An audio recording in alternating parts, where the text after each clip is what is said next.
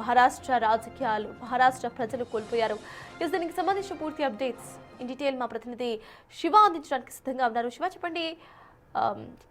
ఇటు అజిత్ పవార్ ఇక లేరు అన్నట్టుగా అధికారికంగా ప్రకటించినట్టు తెలుస్తోంది. క్రాష్లో ఎవరు కూడా లేరు అన్నట్టుగా తెలుస్తోంది. క్రాష్కు సంబంధించి అసలు మెయింటెనెన్స్ లోపమా లేకపోతే ఏంటి, మహారాష్ట్ర ప్రజలు ఎలా రియాక్ట్ అవుతున్నారు? అప్డేట్స్ ఏంటి శివ?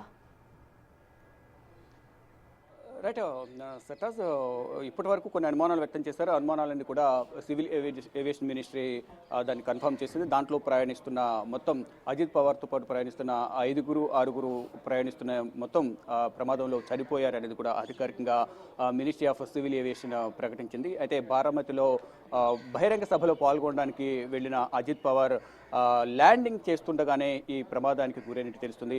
ప్లేన్ ల్యాండ్ అయిన వెంటనే మంటలు చెలరేగిన వెంటనే ఆ మంటల్లోనే వారంతా కాలిపోయినట్లుగా కూడా అధికారికంగా ధృవీకరించింది పౌర విమానయాన శాఖ. అయితే ఇప్పటి వరకు కూడా అంటే కొంత గాయాల పాలయ్యారు, ఆసుపత్రికి తరలించారు, ట్రీట్మెంట్ అందిస్తున్నారు అనేది ఒక హోప్ అయితే ఎన్సీపీ ప్రజలకు, అజిత్ పవార్ వర్గానికి అయితే కొంత హోప్ అయితే ఉంది. కానీ ఇప్పుడు అధికారికంగా సివిల్ ఏవియేషన్ మినిస్ట్రీ అంటే ప్రమాద తీవ్రతను బట్టి కూడా దాంట్లో ఎవరు ప్రాణాలతో మిగిలి ఉండరు అని అందరూ కూడా భావించినప్పటికీ కూడా ఎక్కడో కొంత ఆశ అయితే అజిత్ పవార్ వర్గంలోనూ కొంతమంది ప్రజలైతే ఆశాభావం అయితే వ్యక్తం చేశారు. కానీ అంత పెద్ద ప్రమాదం జరిగిన నేపథ్యంలో అంటే ఒక్కసారిగా ఫ్లైట్ ల్యాండ్ అయ్యే సమయంలో ఎంతో అదుటుగా అది ల్యాండ్ అవుతుంటుంది, ఎంతో అదురుతూ ఉంటుంది. కానీ ఒక్కసారిగా ల్యాండ్ అయ్యే సమయంలో ల్యాండ్ అవ్వడం, అది క్రాష్ ల్యాండ్ అవ్వడం, అందులో ఒక్కసారిగా మంటలు రావడంతో మంటల్లోనే అజిత్ పవార్ గాని ఆయనతో ప్రయాణిస్తున్న సహచరులు కూడా మృతి చెందినట్లుగా కూడా అధికారికంగా సివిల్ ఏవియేషన్ మినిస్ట్రీ ప్రకటించింది. కరెక్ట్ శివ, ప్లేన్ క్రాష్ అయిన సీన్స్ మనం విజువల్లో చూస్తున్నాము.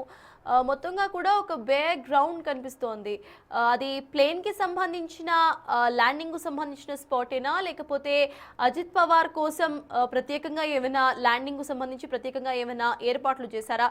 కింద ల్యాండ్ సరిగా లేకపోవడం కారణంగా సైతం ఇటువంటి ప్రమాదం చోటు చేసుకునే అవకాశాలు ఉంటాయి. సో దానికి సంబంధించి సివిల్ ఏవియేషన్ మినిస్ట్రీ ఏం చెప్తోంది? రైట్, అక్కడ చూస్తున్న ప్రాంతాన్ని చూస్తే కనుక మీరు అన్నట్లుగా అది ల్యాండింగ్ ప్రాంతమా లేదా సపరేట్గా ఏర్పాటు చేశారనే అనుమానాలు అయితే వ్యక్తమవుతాయి. కానీ పక్కన ఒక రోడ్డు మార్గం లాగా కనిపిస్తోంది.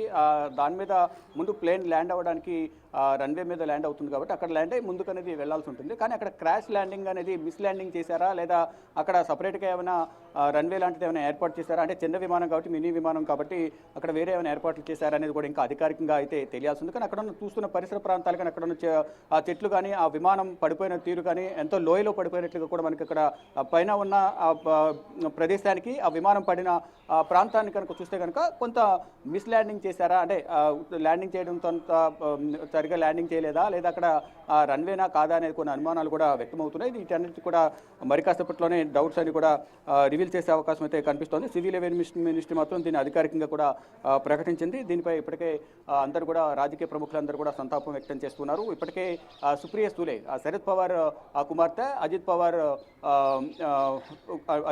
శరద్ పవార్ గతంలో ఇద్దరు కలిసి ఉండేవారు. అజిత్ పవార్ శరద్ పవార్ అన్న కుమారుడు కావడంతో ఇద్దరు కూడా మొదటి నుంచి కూడా ఎన్సీపీలో ఉన్నారు. కానీ ఇటీవల కూడా కొన్ని చర్చలు అయితే జరిగాయి. ఇద్దరు కూడా కలిసి పోటీ చేద్దాం, కలిసి పార్టీ నడిపిద్దాం అనేది కూడా ఇటీవల కాలంలో చర్చలు కూడా జరిగినట్లు కూడా తెలుస్తోంది. కానీ ఈ ప్రమాదం క్రాష్ ల్యాండ్ దానిపై కూడా కొన్ని అనుమానాలు అయితే ఇప్పుడైతే ప్రజెంట్ అయితే కొంతమంది అనుమానాలు వ్యక్తపరుస్తున్నారు. కానీ దానికి సంబంధించి ఎటువంటి అధికారికంగా ఇంకా సమాచారం అయితే తెలియాల్సింది. కానీ ఒక అధికారిక కార్యక్రమంలో పాల్గొనేందుకు, బహిరంగ సభలో పాల్గొనేందుకు ఆయన వెళ్తున్న నేపథ్యంలో ఈ ప్రమాదం జరిగినట్లు కూడా తెలుస్తుంది. సుప్రియ సూలే ఢిల్లీ నుంచి, అంటే పార్లమెంట్ సమావేశాలు ఈ రోజు నుంచి ప్రారంభమవుతున్న నేపథ్యంలో అందరూ కూడా ఎన్సీపీ పార్టీకి సంబంధించిన ఇరు వర్గాలకు సంబంధించి శరద్ పవార్ వర్గం కానీ అజిత్ పవార్ వర్గం కూడా ఢిల్లీ చేరుకున్నారు.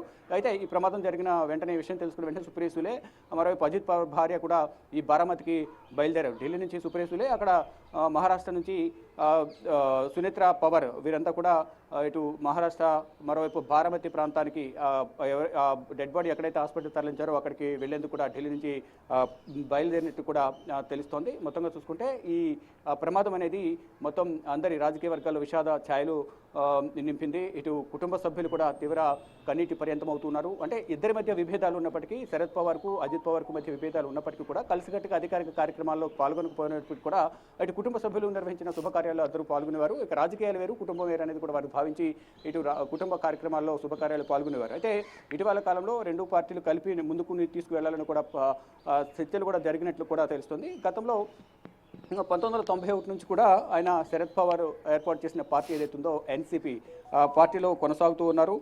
ఇప్పుడు మధ్యలో కొంత రాజకీయ పరిణామాలు కానీ ఇద్దరి మధ్య విభేదాలు రావడం వల్ల కానీ ఆయన పార్టీని వీడి వేరే పార్టీకి వెళ్లాల్సిన పరిస్థితి అయితే కనిపిస్తోంది. మొత్తంగా చూసుకుంటే ఎక్కడికక్కడ ఈ పార్టీని బలోపేతం చేసుకుంటూ ఆయనకంటూ ఒక ప్రత్యేక గుర్తింపును ఆయన తీసుకుని వచ్చారు. ఇక ట్విట్టర్ వేదిక ఒక్కొక్కరుగా కూడా స్పందిస్తున్నారు. సివిల్ ఏవియేషన్ అయితే అధికారికంగా దీని గురించి స్పందించింది. ఇక శరద్ పవార్ అన్న కుమారుడు అజిత్ పవార్ రాజకీయాల్లోకి రావడంలో అజిత్ పవార్ కూడా కీలక పాత్ర, అదే శరద్ పవార్ కీలక పాత్ర వహించారు. ఇప్పుడు దాదాపు అన్ని మంత్రివర్గాలు కూడా అందరి మంత్రివర్గాలు కూడా ఆయన ఉప ముఖ్యమంత్రిగా పనిచేశారు. అంటే మహారాష్ట్రకు అత్యధికంగా 6 సార్లు ఉప ముఖ్యమంత్రిగా పనిచేసిన అనుభవం అనేది ఆయనకుంది. ఇది పృథ్వీరాజ్ చౌహాన్ కానీ, దేవేంద్ర ఫడ్నవీస్, ఉద్ధవ్ ఠాక్రే, అలాగే ఏక్నాథ్ షిండే మంత్రివర్గాల్లో కూడా ఆయన పనిచేశారు. ఇక 2023లో శరద్ పవార్ నేతృత్వంలో ఎన్సీపీ నుండి ఆయన విడిపోయి సపరేట్గా పార్టీ పెట్టుకున్నారు. సపరేట్గా ఎన్నికల గుర్తును కూడా ఆయన సంపాదించుకున్నారు. తర్వాత బారామతి నియోజకవర్గానికి ప్రాతినిధ్యం వహిస్తూ ఉన్నారు. అదే బారామతి నియోజకవర్గంలో బహిరంగ సభలో పాల్గొనేందుకు వెళ్ళిన నేపథ్యంలో అక్కడనే ఈ విమాన ప్రమాదంలో ప్రాణాలు కోల్పోవాల్సిన పరిస్థితి అయితే ఏర్పడింది. ఇక ఆయన 2024 నాటికి అంటే 65 అంటే దాదాపు 67 ఏళ్ల వయసు కలిగి ఉన్నారు. 1959లో జూలై 22, 1959లో ఆయన జన్మించారు. ఆయన మొత్తం కూడా రాజకీయ జీవితం అంతా కూడా ఎంతో విజయాలు సాధించారు. రాజకీయ అనుభవం కానీ ఆయన రాజకీయ అనుభవంతో మహారాష్ట్ర కూడా ఎంతో ఆయన ప్రాంతాలు కానీ ఇక ఇతర ప్రాంతాల్లో కూడా ఆయన అనేక అభివృద్ధి కార్యక్రమాలు చేపట్టారనేది కూడా చెప్తూ ఉన్నారు.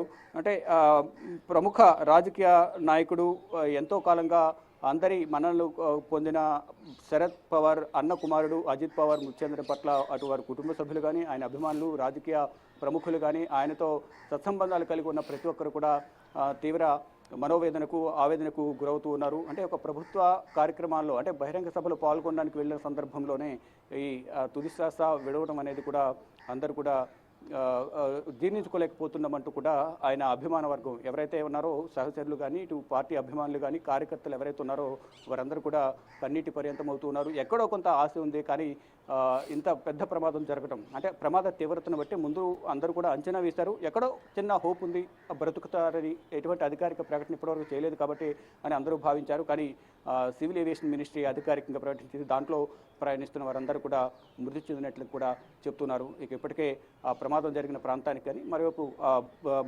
మృతదేహాలన్నిటి కూడా డెడ్ బాడీస్ని సమీపంలోని ఆసుపత్రికి తరలించారు. వారి కుటుంబ సభ్యులకు వారి అందరికీ కూడా హ్యాండ్ ఓవర్ చేసేందుకు ప్రయత్నాలు చేస్తున్నారు. ఈ నేపథ్యంలోనే ఇటు అజిత్ పవార్ను ఏదైతే ఆసుపత్రికి తరలించారో అక్కడికి ఇప్పటికే వారి కుటుంబ సభ్యులు కొంతమంది చేరుకున్నట్లు కూడా తెలుస్తుంది. మరోవైపు సుప్రియా సూలే కూడా ఢిల్లీ నుంచి బారామతి బయలుదేరారు. వారితో పాటు ఎన్సీపీ అలాగే ఇతర పార్టీలకు సంబంధించిన ఆయనతో సత్సంబంధాలు కలిగి ఉన్న నేతలందరూ కూడా అక్కడికి చేరుకుంటూ ఉన్నారు. అయితే ఈ ప్రమాదం ఎలా జరిగింది, ఏంటి, సాంకేతిక లోపమా, ల్యాండింగ్ చేసే సమయంలో ఏమైనా తప్పిదాలు ఉన్నాయా, ఏం జరిగింది అనేది కూడా ఇంకా అధికారికంగా తెలియాల్సి ఉంది. సటాస్ కరెక్ట్.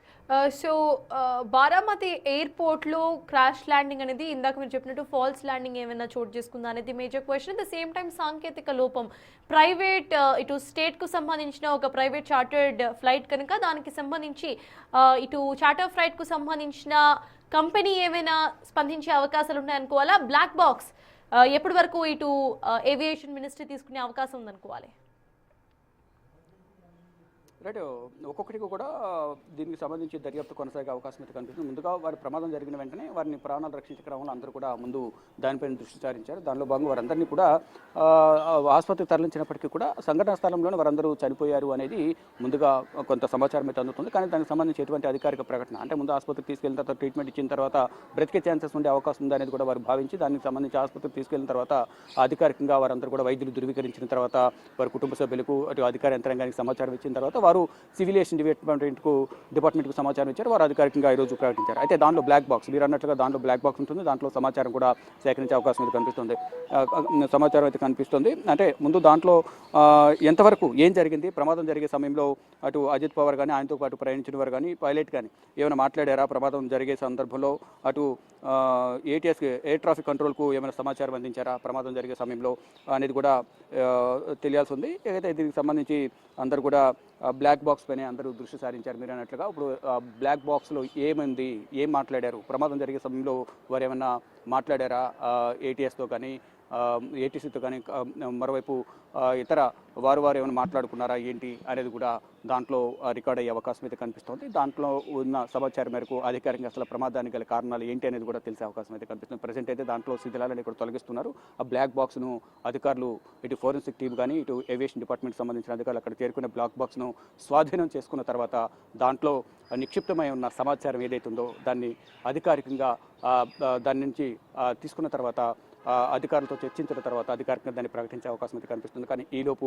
ఇటు అజిత్ పవార్కి సంబంధించిన అంత్యక్రియలు కానీ ప్రమాదానికి గల కారణాలు ఏంటి అనేది వివిధ కోణాల్లో కూడా దీన్ని దర్యాప్తు చేసే అవకాశం అయితే కనిపిస్తోంది. ఇటు కుటుంబ సభ్యులు అయితే తీవ్ర ఆవేదన వ్యక్తం చేస్తున్నారు, కన్నీటి పర్యంతం అవుతున్నారు. ఇటు సుప్రీసులు ఇప్పటికే ఢిల్లీ నుంచి భారమతి బయలుదేరి వెళ్ళారు. అజిత్ పవార్ కూడా ఇటు సంఘటన స్థలానికి అంటే ప్రమాదం జరిగిన ప్రాంతం నుంచి ఆసుపత్రికి తరలించారు కాబట్టి మృతదేహాలను అక్కడికి చేరుకుంటున్నారు ఒక్కొక్కరు.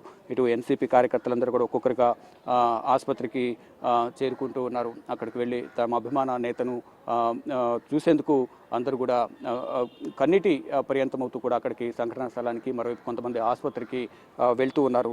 అయితే దీనికి సంబంధించి ఇప్పటికే సివిల్ ఏవియేషన్ ఒక ప్రకటన విడుదల చేసింది కాబట్టి మరోవైపు ఇటు దీనికి సంబంధించిన బ్లాక్ బాక్స్ సంబంధించిన దానిలో నిక్షిప్తమైన సమాచారాన్ని కూడా సేకరించేందుకు బ్లాక్ బాక్స్ని కూడా ఇటు అక్కడున్న విభాగం ఏవియేషన్ విభాగం కానీ ఫోరెన్సిక్ టీమ్ కానీ వీరంతా కూడా వాటిని బ్లాక్ బాక్స్ను స్వాధీనం చేసుకుని దాని నుంచి సమాచారం సేకరించే అవకాశం అయితే కనిపిస్తోంది. ప్రజెంట్ అయితే మృతదేహాలన్నీ కూడా ఆసుపత్రిలో ఉన్నాయి. ఆసుపత్రిలో ఉన్న నేపథ్యంలో కుటుంబ సభ్యులు మరోవైపు అభిమానులు అందరూ కూడా ఒక్కొక్కరిగా అక్కడికి చేరుకుంటూ ఉన్నారు. ఇక మొత్తం విజువల్స్ అన్నీ కూడా హృదయ విదారకంగా అంటే వెంటనే ఫ్లైట్ క్రాష్ ల్యాండ్ అయిన వెంటనే ఒక్కసారిగా మంటలు వ్యాపించాయి. ఈ నేపథ్యంలోనే ఆ మంటల్లోనే వారంతా కాలిపోయినట్టు కూడా తెలుస్తుంది. అంటే ముంబై భారత్ అంటే చార్టెడ్ ప్లేన్ అది చార్టెడ్ ప్లేన్లో వెళ్ళారు. ఉదయం 8:45 సమయంలో ఈ ప్లేన్ అనేది క్రాష్ అయినట్లుగా కూడా తెలుస్తోంది. ఇంకా దీనికి సంబంధించి ఇంకా మరిన్ని సమాచారం తెలియాల్సి ఉంది. మరింత సమాచారం అయితే డీజీసీఏ కూడా director general of civil aviation కూడా దీనికి సంబంధించి ఇంతకుముందు చెప్పినట్లుగా 5 చనిపోయారు. అంటే ఎవరైతే అజిత్ పవార్ ఉన్నారో అజిత్ పవార్తో పాటు మరో 4 మొత్తం 5 చనిపోయారు అనేది కూడా చెప్తూ ఉన్నారు. ఇంకా దీనికి సంబంధించి ఇంకా అధికారికంగా సమాచారం అయితే తెలియాల్సింది. అంటే అజిత్ పవార్తో పాటు మొత్తం దీంట్లో ఉన్న వారి ప్రయాణికుల వివరాలు కూడా ఇంకా తెలియాల్సింది. ఎవరెవరు వెళ్ళారు, అధికార యంత్రాంగమా, ఇంకా వారితో పాటు ఉన్న పార్టీలో కీలక నేతలు ఎవరైనా ఆయనతో పాటు జర్నీ చేశారా ఏంటి అనేది కూడా ఇంకా తెలియాల్సి ఉంది. అయితే ఇప్పటికే వారి అభిమానులందరూ కూడా సంఘటన స్థలానికి కొంతమంది వెళ్ళారు, మరి కొంతమంది ఆసుపత్రికి వెళ్ళి ఆయన చూసేందుకు వెళ్తున్నారు, మరి కొంతమంది వారి కుటుంబ సభ్యులను పరామర్శించేందుకు వారింటికి చేరుకుంటున్నారు. ఎప్పటికప్పుడు పరిస్థితులను శరద్ పవార్ పర్యవేక్షిస్తూ ఉన్నారు. సుప్రీం సూలే కానీ శరద్ పవార్ కుటుంబ సభ్యులందరూ కూడా అజిత్ పవార్కు సంబంధించిన విషయాలను ఎప్పటికప్పుడు అక్కడ అంటే ఆయన చనిపోయినప్పటికీ కూడా ప్రమాదానికి గల కారణాలు ఏంటి అనేది కూడా వివరాలు సేకరిస్తున్నారు. ఎవరెవరు ఆయనతో పాటు వెళ్ళారనే డీటెయిల్స్ కూడా వారి కుటుంబ సభ్యులు అజిత్ పవార్ కుటుంబ సభ్యులు కూడా సేకరిస్తూ ఉన్నారు. ఇక ఇంతకుముందు చెప్పినట్టుగా సుప్రీం సూలే సంఘటనా స్థలానికి వెళ్ళారు. వారితో పాటు మరికొంతమంది ఎంపీలు కూడా అక్కడికి వెళ్ళినట్టు కూడా తెలుస్తోంది. ఇక రాజకీయ జీవితం విషయానికి వస్తే మహారాష్ట్రలో అత్యధిక సార్లు ఉప ముఖ్యమంత్రిగా పనిచేసిన అందరి ముఖ్యమంత్రులుగా ఇటు పృథ్వీరాజ్ చౌహాన్ కానీ, మరోవైపు శివసేన షిండే, మరోవైపు ఇటు దేవేంద్ర ఫడ్నవీస్ వీరందరి క్యాబినెట్లలో ఉప ముఖ్యమంత్రిగా ఆయన పనిచేశారు. మరోవైపు శరద్ పవార్ మంత్రివర్గంలో కూడా మంత్రిగా పనిచేశారు. రాజకీయంగా కూడా ఆయన మంచి పేరు సంపాదించుకున్నారు అనేది వారి కుటుంబ సభ్యులైతే చెప్తూ ఉన్నారు. అంటే అత్యంత ప్రభావవంతమైన నేతగా ఆయన కొనసాగుతున్నారు. అంటే అజిత్ పవార్ రాజకీయ జీవితం చరిత్ర ఒకసారి మనం చూసుకుంటే కనుక 2024 నుండి మహారాష్ట్ర ఉప ముఖ్యమంత్రి ఎన్సీపీ అజిత్ వర్గం నాయకుడిగా కూడా ఆయన కొనసాగారు. రాజకీయ ప్రస్థానం అనేది 1991లో శరద్ పవార్ నేతృత్వంలోని ఎన్సీపీలో కీలక పాత్ర పోషించారనేది ప్రధానంగా మనకు తెలుస్తోంది. అత్యధిక సార్లు ఇంతకుముందు పృథ్వీరాజ్ చౌహాన్ గతంలో కాంగ్రెస్ హయాంలో పృథ్వీరాజ్ చౌహాన్ కేంద్ర మంత్రిగా వ్యవహరించారు. ఇటు మహారాష్ట్రకు కూడా ముఖ్యమంత్రిగా కూడా పృథ్వీరాజ్ చౌహాన్ వ్యవహరించారు. దేవేంద్ర ఫడ్నవీస్ ఇప్పుడు దేవేంద్ర ఫడ్నవీస్ మహారాష్ట్ర ముఖ్యమంత్రిగా ఉన్నారు. దేవేంద్ర ఫడ్నవీస్ గతంలో ఆయన కూడా మహారాష్ట్ర ఉప ముఖ్యమంత్రిగా కూడా పనిచేశారు.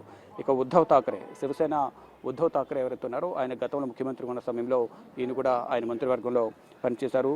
ఏక్నాథ్ షిండే శివసేన ఉద్ధవ్ ఠాక్రే వర్గం నుంచి షిండే కూడా విడిపోయి ఇటు ఎన్డీఏ కూటమిలో చేరడం, ఆయన కూడా మహారాష్ట్ర ముఖ్యమంత్రిగా పదవి బాధ్యతలు చేపట్టడం, మళ్ళీ ఇటీవల ఏర్పడిన ప్రభుత్వంలో ఎన్డీఏ కూటమిలో ఉప ముఖ్యమంత్రిగా ఆయన కూడా పదవి బాధ్యతలు చేపట్టారు. ఇటు ఇద్దరు ఇప్పుడు ప్రజెంట్ ఉన్న గవర్నమెంట్లో, మహారాష్ట్ర గవర్నమెంట్లో ఇద్దరు ఉప ముఖ్యమంత్రులు ఉన్నారు. వారిలో దేవేంద్ర ఫడ్నవీస్ ముఖ్యమంత్రిగా ఉండగా శివసేన షిండే ఉప ముఖ్యమంత్రిగా, రెండవ ఉప ముఖ్యమంత్రిగా అజిత్ పవార్ను నియమించారు. అయితే కొన్ని అనుమానాలు కూడా వ్యక్తమవుతున్నాయి. అంటే అది సాంకేతిక లోపం వల్ల జరిగిందా ఏంటి అనేది కూడా ఇంకా తెలియాల్సి ఉంది. కానీ అనుమానాలన్నీ కూడా ఇది సెకండరీ. ముందు ప్రాణాలు కోల్పోయారు, ప్రమాదం ఎలా జరిగింది అనేది కూడా ముందు దానికి సంబంధించి దర్యాప్తు కొనసాగిస్తున్నారు. ఇక ఈ అనుమానాలకు సంబంధించి పలు అనుమానాలు వ్యక్తం చేస్తున్నప్పటికీ కూడా, రాజకీయ కారణాలు ఉన్నప్పటికీ కూడా అది ఎంతవరకు నిజం అనేది కూడా ఇంకా అధికారికంగా అయితే తెలియాల్సి ఉంది.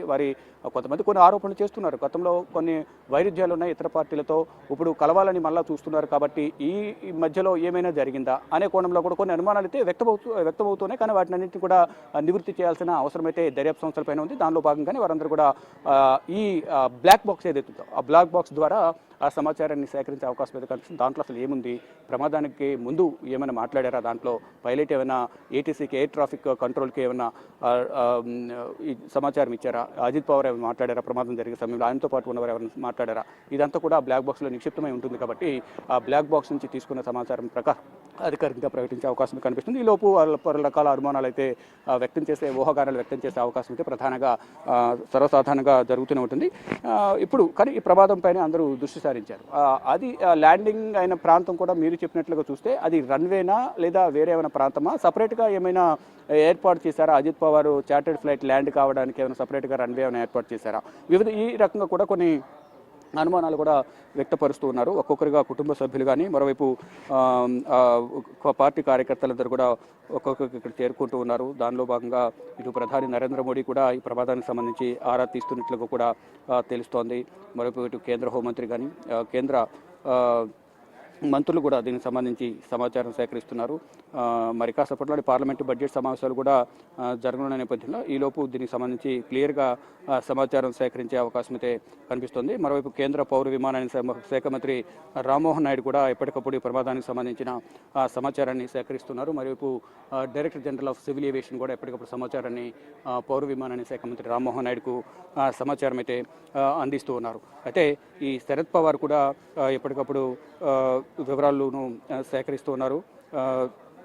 ప్రమాదానికి గల కారణాలు ఏంటి అనే కోణంలో కూడా ప్రధానంగా వివరాలు సేకరిస్తున్నట్టు తెలుస్తోంది. అయితే ప్రమాదం ప్రధానంగా సాంకేతిక లోపం వల్ల జరిగిందా, ల్యాండింగ్ సమయంలో తప్పిదాలు జరిగాయా అనే కోణంలో కూడా తెలియాల్సి ఉంది. మరోవైపు ఇటు వాతావరణ పరిస్థితులు కూడా అనుకూలించకపోవడం కూడా కొంత ప్రమాదానికి గురి కావచ్చు అనేది కొన్ని అనుమానాలు అయితే వ్యక్తం చేస్తున్నారు. కానీ అది ల్యాండింగ్ సమయంలో జరిగింది అనేది కూడా ప్రత్యక్ష సాక్షులు చెప్తున్నారు. అంటే ల్యాండింగ్ సమయంలో జరిగిందా, ఇంకా వేరే ఏమైనా కారణాలు ఉన్నాయా అనే కోణంలో కూడా ఇంకా ప్రధానంగా సమాచారం అయితే తెలియాల్సి ఉంది.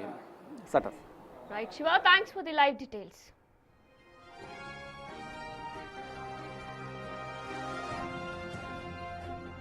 మహారాష్ట్ర రాజకీయాల్లో తీరని విషాదం చోటు చేసుకుంది. ఆ రాష్ట్ర ఉప ముఖ్యమంత్రి ఎన్సీపీ కీలక నేత అజిత్ పవార్ విమాన ప్రమాదంలో ప్రాణాలు కోల్పోయారు. ఈరోజు ఉదయం ఢిల్లీ నుంచి తన సొంత నియోజకవర్గమైన బారామతికి వస్తుండగా ఆయన ప్రయాణిస్తున్న చార్టర్ విమానం ప్రమాదానికి గురైంది. బారామతి విమానాశ్రయంలో ల్యాండ్ అయ్యేందుకు ప్రయత్నిస్తుండగా సాంకేతిక లోపం తలెత్తి విమానం ఒక్కసారిగా కుప్పకూలిపోయింది.